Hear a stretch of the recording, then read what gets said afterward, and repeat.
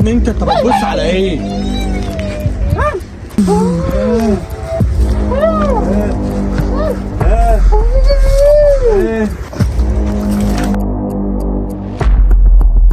السلام عليكم يا جماعه، عاملين ايه؟ طب يا جدعان قبل ما نتكلم في اي حاجه احنا بنقدم عذر كبير قوي ليكم وبنتاسف ليكم عن عدم نزول الفيديوهات في مواعيدها. بس يا جدعان اللي خلانا ما ننزلش الفيديوهات ان احنا اصلا الفتره اللي فاتت دي يا جدعان ما كناش لاقيين الراجل ده تماما، دورنا عليه في كل حته في البلد وفي كل منطقه تقدروا انكم تتخيلوها ما وصلناش ليه لحد ما سيبنا البلد بتاعتنا، لان احنا كلنا بصمنا بالعشر ان هو مش موجود في البلد، وبدانا ان احنا ننقل على اماكن ثانيه اللي هي بره البلد هنا وهنا لحد ما وصلنا للمكان اللي كان عايش فيه المهرج المجنون اللي المفروض هو واحد من الناس اللي هيبقوا معانا النهارده. لان المهرج المجنون البيت بتاعه اللي احنا دلوقتي واقفين قدامه الراجل ده المفروض ان هو جه ودخل فيه. عرفنا ازاي؟ المفروض ان كان في حد من وسط الاهالي بتاعت البلد اللي هنا قال لك ان في حد غريب وعبيط جه هنا المكان وطفش الراجل صاحب المكان من هنا، فاحنا قلنا اكيد العبيط ده الراجل اللي احنا بندور عليه. فلما جينا هنا لقيناه بالفعل، فقلنا هنبدا ان احنا نجيب المهرج المجنون علشان المهرج المجنون يتعاملوا هما الاثنين مع بعض ويبداوا ان هما الاثنين يا يموتوا بعض يا يغوروه في داهيه، علشان احنا نبدا في روقان انا ومعايا عبد الرحمن ومعايا احمد مصبح ومعايا حسن ورا الكاميرا بيصور، نبدا ان احنا ندور في المكان كله على العلاج، لان الراجل ده بما انه جه هنا فاكيد سايب العلاج بتاعه معاه هنا. انا خايف بس يا جدعان موجبتنا للمهرج المجنون ده تلبسنا احنا مصيبه اصلا، يعني ممكن هو يعمل حاجه في المهرج والمهرج يعمل حاجه تلبسنا احنا مصيبه. ده عبيط وده عبيط، مش عارف الاثنين عبط هيبداوا ان هم يتدمجوا مع بعض. احنا في اللحظه دي بقى هنبدا ان احنا نخش على البيت جوه ونحاول ان احنا نقلبه من فوق لتحته لحد ما نوصل للعلاج. فكل اللي بيتفرج على الفيديو ما حدش يا جدعان يقدم ولا لحظه في قلب الفيديو، يا ريت كل الناس اللي بتتفرج على الفيديو تعمل لايك للفيديو، لان اللايك بتاعك ده بيساعد ان الفيديو ينتشر، مش هياخد من وقتك انت لحظه، انما يساعدنا احنا ان الفيديو ينتشر بشكل كويس، وممكن حد يقدر يدينا اي حلول نقدر ناخد بيها خطوات ايجابيه الفتره الجايه. المفروض ان احنا دلوقتي واقفين ومتجمعين كلنا. شايف الحاجه؟ تعرف نفهمه ده حاجه؟ بص هفهمك حاجه سيبك من دي، بس ركز معايا. انت عارف المكان ده صح؟ البيت اللي هنا ده جايين من ورا مش هيفهموا. في بيت هنا اهو، البيت ده انت فاكر؟ بنتك مدفونه ورا هناك هنا مدفونه. عارف انت المكان ده؟ في واحد عبيط قاعد في المكان ده ومش عايزنا نخش فيه، وده البيت بتاعك القديم، علشان نظبطه ونرجعك له تاني لازم تخلص من الراجل ده باي شكل من الاشكال. بس خد بالك علشان هو مجنون وعبيط ممكن يموتك في ثانيه. احنا معاك وفي دارك كلنا تمام. وفي خطه تانية برضك يا جدعان احنا عاملينها، بس هنسيب ديت حاجه احتياطيه علشان لو المهرج ما ينفعش ان هو يقدر يخلص لنا من الراجل ده، هنبدا ان احنا نعمل الخطه الثانيه اللي ممكن انا وعبد الرحمن حرفيا يحصل لنا فيها حوار كبير او ممكن نموت فيها، فما قدامناش حل غير كده. هنبدا بس الاول بالمهرج، وبعد كده لو المهرج ما قدرش ان هو يعمل مع الراجل ده حاجه هنخش على الخطه الثانيه. انت مجهز الحاجه اللي احنا قلنا عليها؟ طيب هنخش مع بعض دلوقتي، محدش يقفل الكاميرا. يلا حطوها معانا يا عبد الرحمن يلا.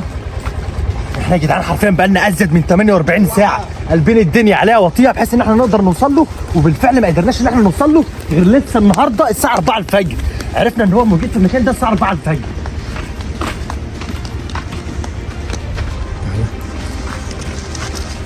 مش عايزين نخش عليه كلنا. جوه لازم علينا. لا شوف ايه معنى كده ان هو مش هنا، يعني راح حته ثانيه. طيب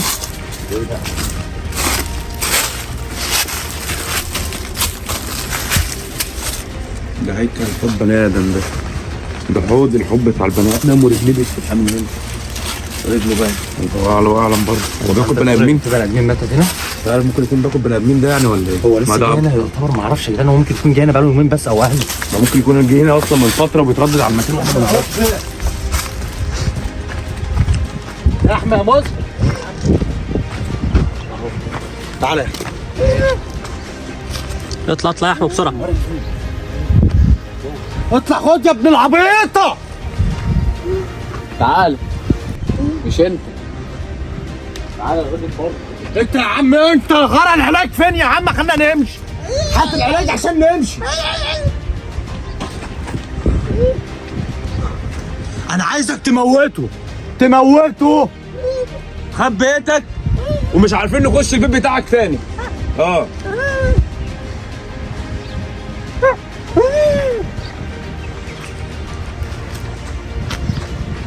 ابني انت بتبص على ايه؟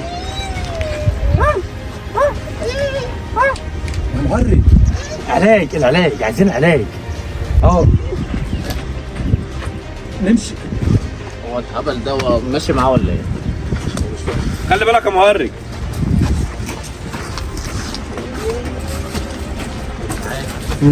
يا جدعان لازم نخلي المهرج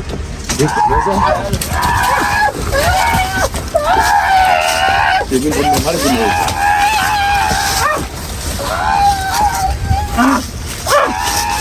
مش عارفينه ما نعرف.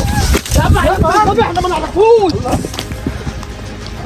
يا اسطى شكل الحوض بتاع بنت المهرج. الحوض اللي جوه ده شكله. لا هو ده في بنته ورا. يا ابني بنته من زمن لزمن، زمانها اتحللت اصلا. زمانها اصلا بنته اتحللت يا جدعان، لان بنته من الزمن للزمن. جت فين؟ اوعى يا سيدي.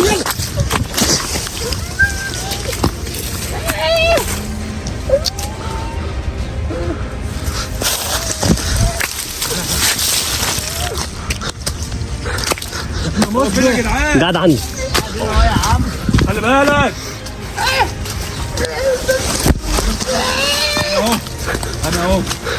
تعال اسحب عليك يا مانو. تعال يا ابن المجنون. تعال يا بلاوي. ما عجبني اصلا يا جدعان. حاسب يا مانو. بس ايديها باظت.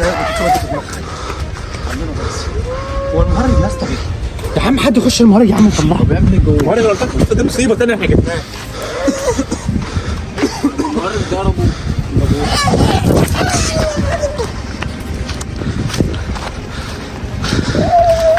يا جدعان اسحبوه انتوا انا هدور على العلاج انا.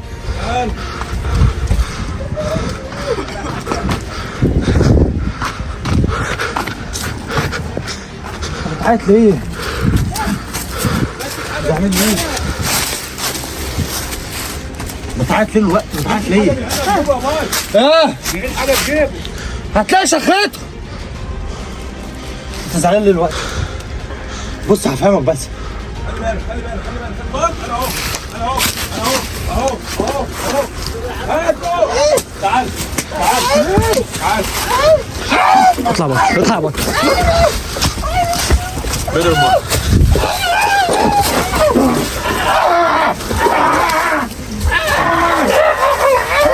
بكر فين؟ اطلع بكر انت. باك.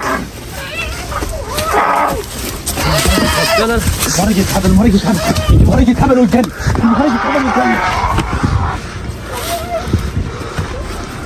يا لهوي.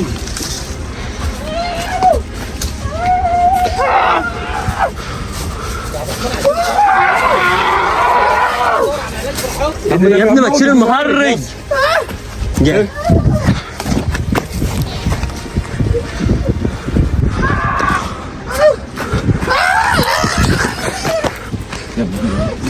خد عليك يا مهرج.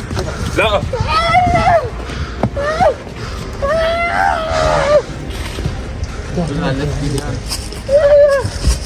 اطلع.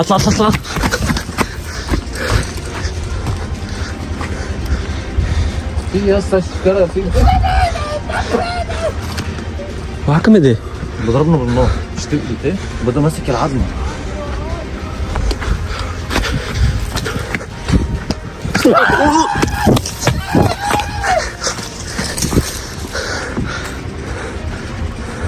طب العمل ايه دلوقتي؟ يا اسطى جاي اسحب.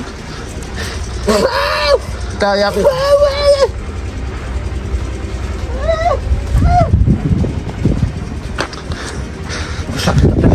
خش هتعمل ايه المره دي؟ مش هتعمل حاجه غير كده. طب يا جدعان هحكي لك كده المهرج يعتبر مش هعرف قدامنا حل. المهرج ما عرفش ماله. بتحاول علينا يا عبد الرحمن. مش على الخطه الثانيه. مش عارف. لسه المهرج ما اتلاف ده كانت بنته فعشان كده اتحول. ده المهرج اصلا واقف مصدوم. المهرج واقف عمال يبص لي كده اللي هو انتوا بتعملوا ايه اصلا؟ طب يا جدعان المفروض ان احنا نبدا دلوقتي حتى عبد الرحمن لبسه الحاجه. المفروض ان احنا جايبين لبس. هبدا البس انا وعبد الرحمن ونعمل نفسنا ان احنا عبط او اي حاجه حصلت لنا زي ما حصلت للرجاله بالظبط، ونبدا ان احنا نخش عليه.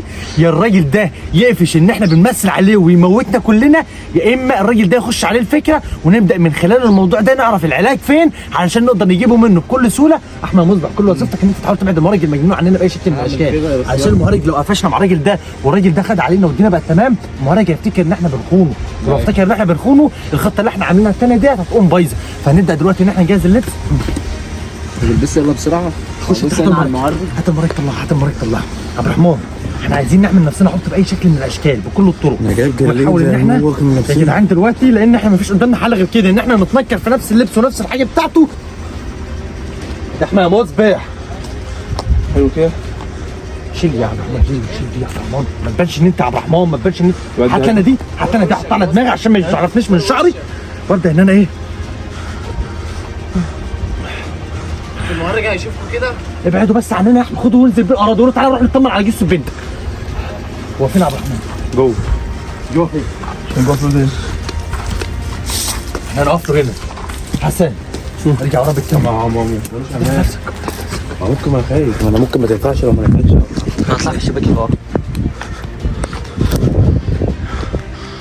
اهو. فين؟ اي حاجه بقى.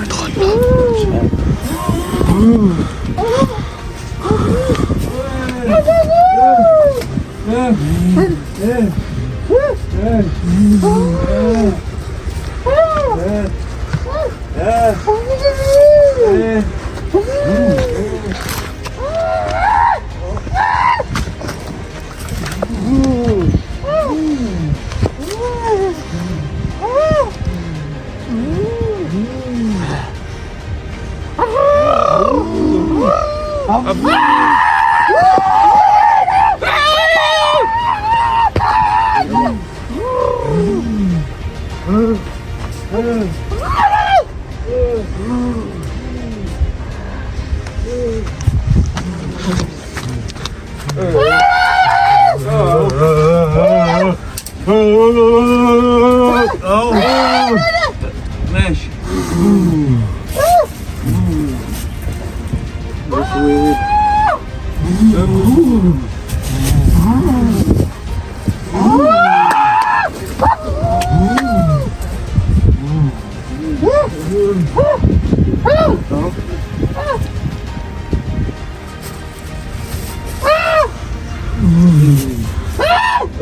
اعمل ايه؟ العب معانا انت بتتكلم ليه يا ابني؟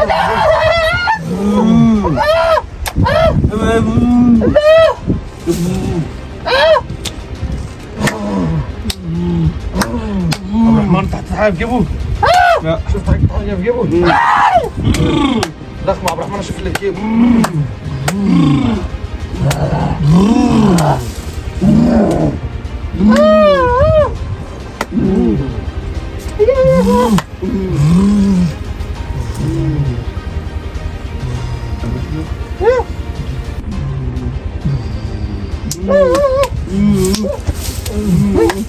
يا ام المهرج. ايه؟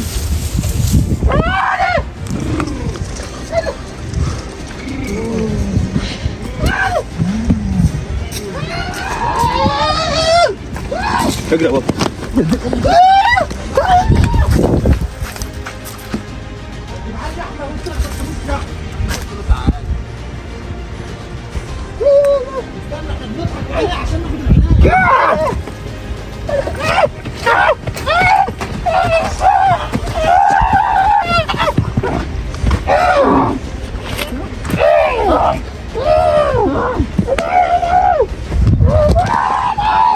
الحق يا مانو. هتشوفني ازاي ده؟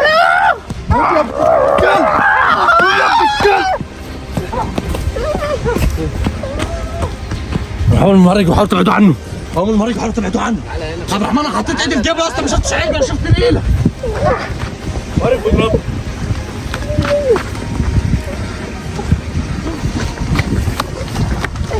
جاي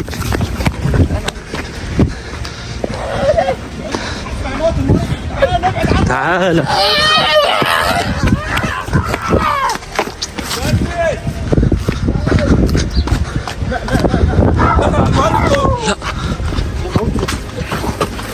موت المهرج.